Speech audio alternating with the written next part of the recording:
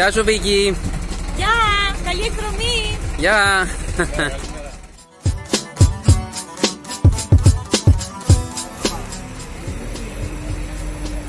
Βασάλους, κάνε μια δήλωση. Τι δήλωση? Κάνε, πες κάτι. Είμαστε καλά παιδιά.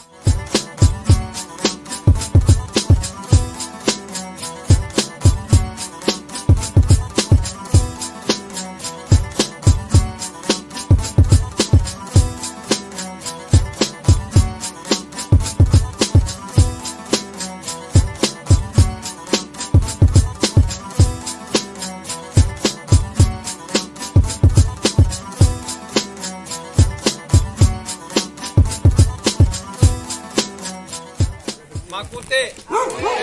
500 μέτρα δηλαδή. Μονοπάτι. Θα προσέχετε. Μ' ακούτε? Πού πατάτε? Γιατί το μονοπάτι είναι όλο με πέτρες. Όποιος πέσει είμαι γιατρός.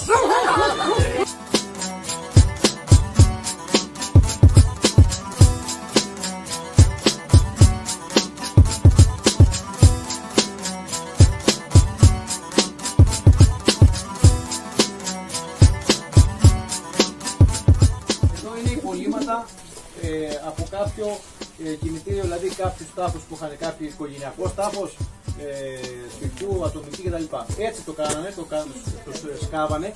Επειδή η πέτρα αυτή ήταν κατάλληλη, ήταν μαλακή και βέβαια βλέπετε ότι πέφτει και έχει τώρα, επιλέγανε, επειδή δεν είχαν πολύ δυνατά εργαλεία όπως σήμερα, δεν είχαν ούτε κομπρεσέρ, ούτε κόφτες, ούτε τίποτα, είδα με τα χέρια τα κάνατε. Λοιπόν, ερχόταν εδώ, φτιάχνανε ένα τέτοιο τάφο, το σκαλίζανε, γιατί ήταν και μικρό.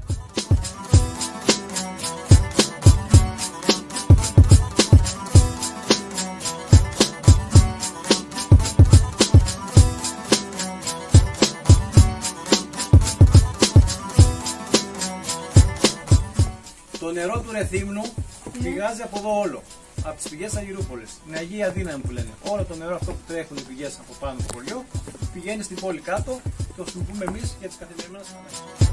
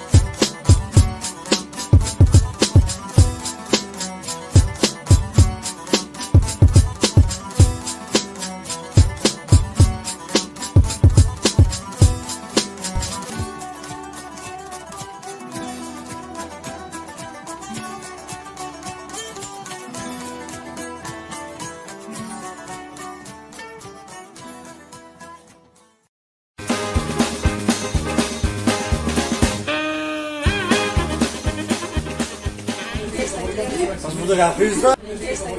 Σας φωτογραφίζετε. Σας φωτογραφίζετε. Κύριε, εκείνη τη γωνία δεν της τερορίξετε. Κύριε, εκείνη τη γωνία δεν της τερορίξετε. Κύριε, εκείνη τη γωνία δεν της τερορίξετε.